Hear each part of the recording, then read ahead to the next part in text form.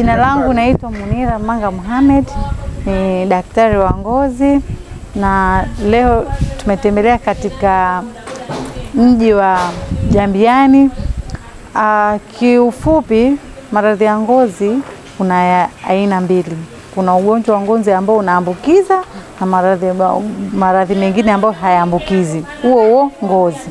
Kuna mengine ni ya kurithi na mengine ni ya kupata kupitia mazingira. Kiufupi, uchafu,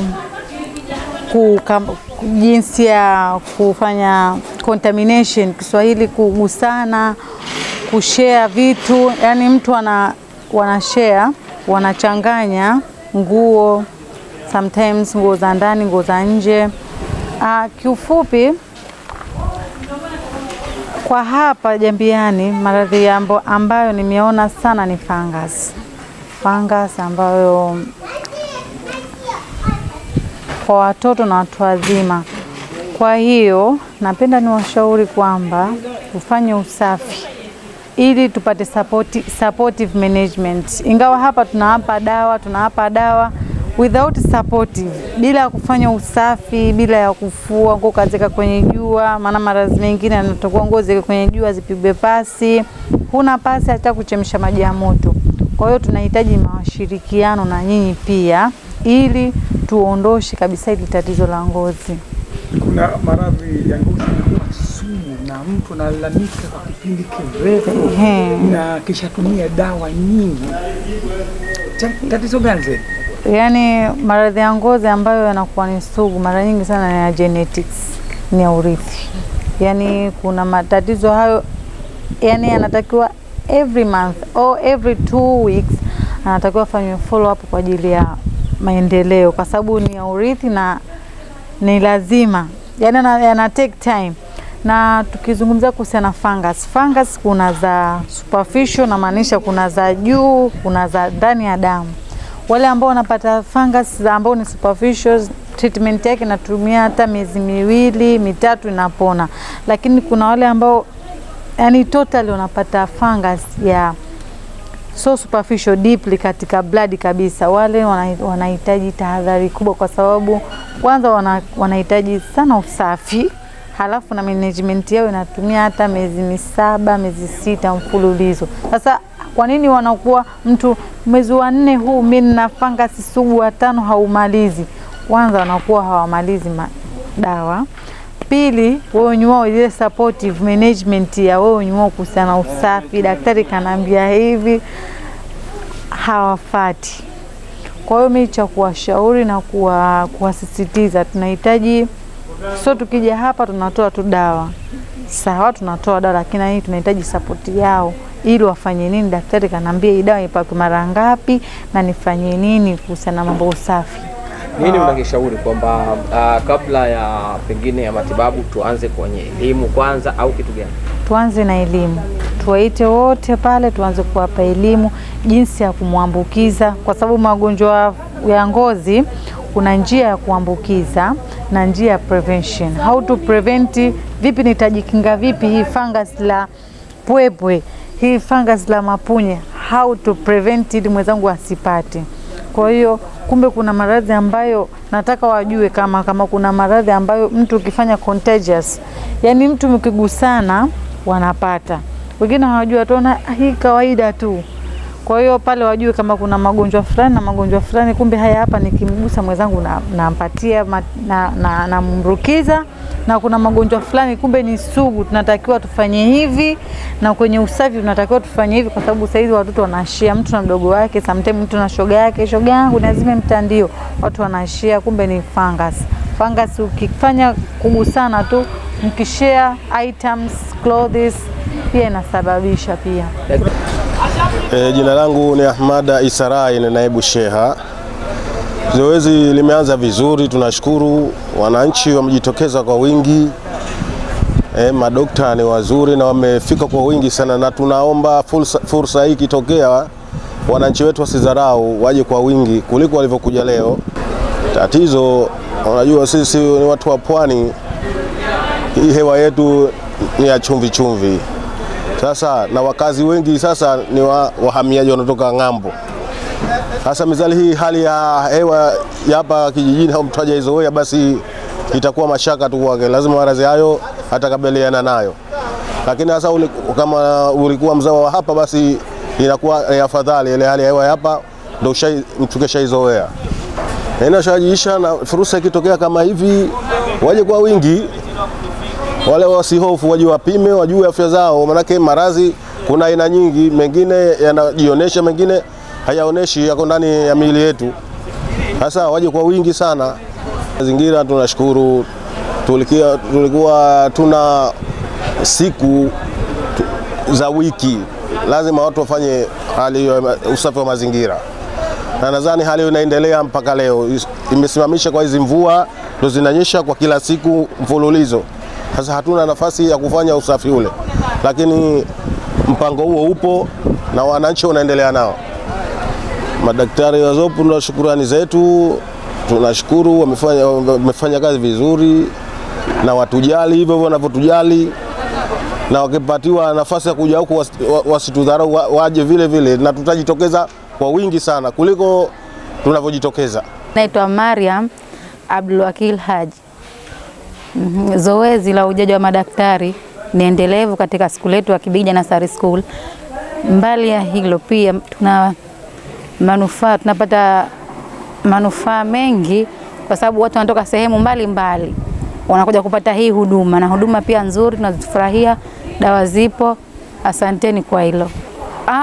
Hilo ndakuwa ni kwa sababu walikuja na wakauliza na akamwambia mimi mwanangu hana tatizo lolote. Sasa pale ilikuwa sasa kama nyinyi mwashajihishi, nenda mpeleke kule kwenye ngozi. Mimi mtaniambia mwanangu anaumwa, mimi mwanangu haumwi. Mwanangu haumwi, mimi simleti. Najua haumwi, lakini sasa pale ananiambia mtoto yote aje, ninamchunguza, nitafanya hivi, nitafanya hivi. Pale nakuwa mwamko unakuwa mkubwa kwa wale wazazi kuleta watoto wao. Haya, mimi nimekuja na nimeenda kwenye masikio. Dawa nimeandikiwa, lakini hapa hamna. Lakini vipi, nimeandikiwa nikaitafute.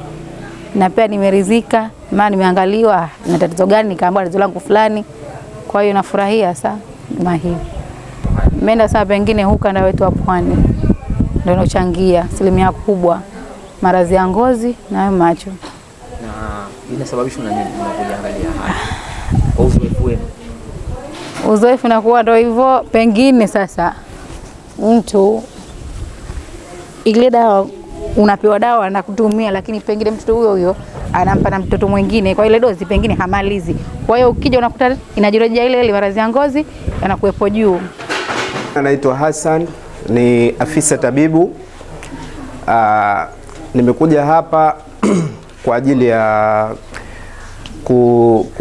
kutibu watu na kupata tathmini ya maradhi tofauti ambayo wanajamii wa Jambiani wanakabiliana nayo.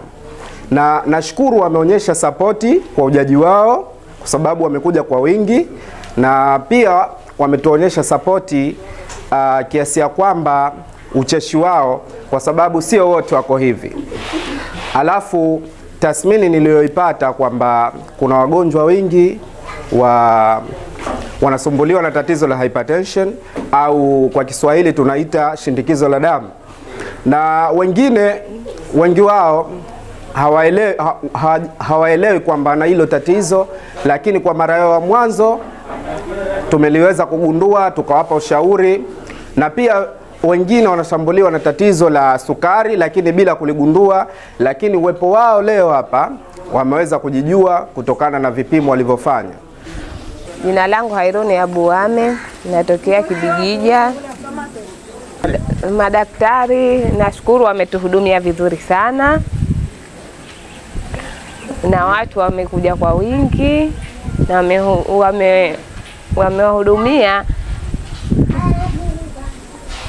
wamewahudumia vizuri mpaka sasa. Tunashukuru Mungu, daktari limeendelea vizuri na linamalizia vizuri, na tumepata dawa vizuri.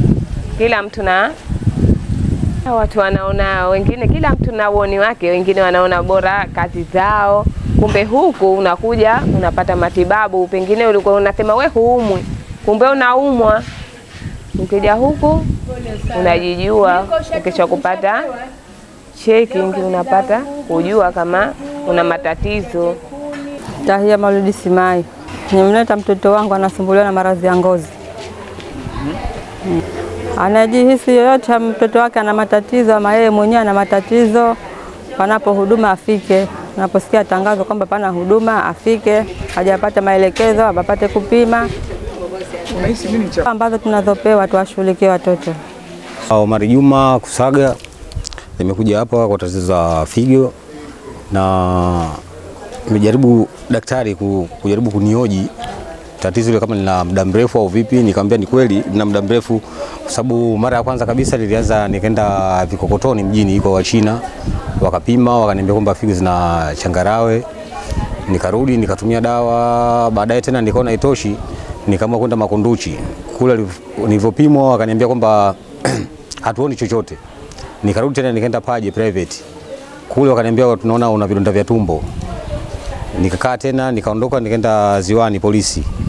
Pale wakanipa karatasi wakaniambia niende Mnazi Mmoja. Kule nako nikapata vipimo lakini hawakugundua tatizo lolote. Na wakanipa dawa wakaniambia kwamba nitumie.